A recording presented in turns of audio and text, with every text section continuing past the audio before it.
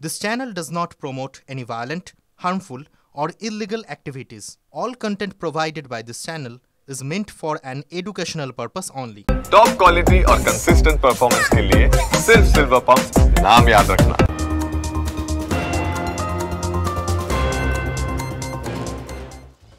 পরে খবরে নজর রাখবো নরেন্দ্রপুরে একাদশ শ্রেণীর ছাত্রীর রহস্য মৃত্যু।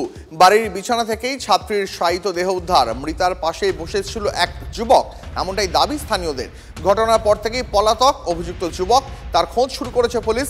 যুবকের সঙ্গেই মৃতার প্রণয়ের সম্পর্ক ছিল, এমনটাই দাবি করেছেন স্থানীয়রা। অভিযুক্ত যুবকের বিরুদ্ধে এর আগেও অসভ্যতার অভিযোগ এনেছেন তারা। তদন্তের দাবি তুলে খুনের অভিযোগ দায়ের করেছে মৃতার পরিবার। ছেলেকে ফাঁসানো হচ্ছে, পাল্টা দাবি যুবকের পরিবারের। আতঙ্কিত কারণ মানে ওখানে ওই রকম বাংলা ভাষীর ওপরে একটু ঝামেলা হচ্ছে, ধরছে, থানায় তুলে নিয়ে যাচ্ছে। তো আমি ওর সঙ্গে ফোন করলাম, আমার বড় ভাইপো, আমি ওর মেজো কাকা। তো আমাকে ডিটেলসটা বললো যে কাকা আমাদের একটু ভয় ভয় করছে এবং আমরা মানে রুমের ভিতরে আছি, খাওয়া দাওয়া রুমের ভিতরে করছি, আমরা বাইরে বার হতে পারছি না। যদি পাচ্ছে না, যদি মানে ধরে নেয় বাইরে পুলিশ যদি পুলিশ ধরে নিয়ে যায়।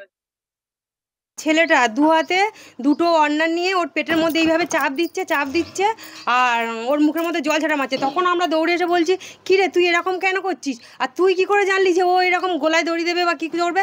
বলছে কাকি ও তো আমার সাথে ফোনে কথা বলছিল, ফোনে কথা বলতে বলতে ওর ফোন ধরছে না বলে আমি দৌড়ে এসেছি। আর হলো কি ওই ছেলের ফোনটা খাটে তলায় ঢুকে গেছে, তাড়াতাড়ি করে আমার হাত থেকে ফোন নিয়ে ওর ফোনে মিস কল দিয়ে ফোনটা বের করছে। আমরা বিচার চাই, শাস্তি হোক। ওই ছেলেটা কিসের জন্য গলায় আমাদের মেয়েটা মরলো, আর আমাদের মেয়েটা গলায় দড়ি দেয়নি। আমার মনে হচ্ছে ও মেরে দিয়েছে, দিয়ে ও মিথ্যে কথা বলছে যে গলায় দড়ি দিয়েছে। গলায় দড়ি দিলে কোনোদিন একা সম্ভব যে না গলায় দড়ি অন্যটা না কাটবে, না একা সম্ভব খোলা? যদি অন্যায় করে থাকে আইন আছে, আইন যেটা ভালো বুঝবে। আমার ছেলে বলে আমি তাকে ক্ষমা করব না।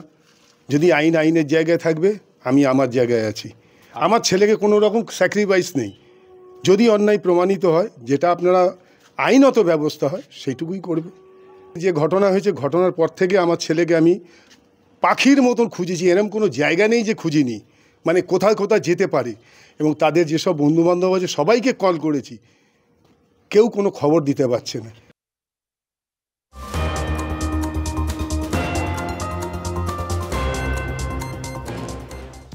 পরে খবরে নজর রাখবো হোয়াটসঅ্যাপে স্ট্যাটাস দিয়ে আত্মঘাতী পলিটেকনিকের ছাত্রী।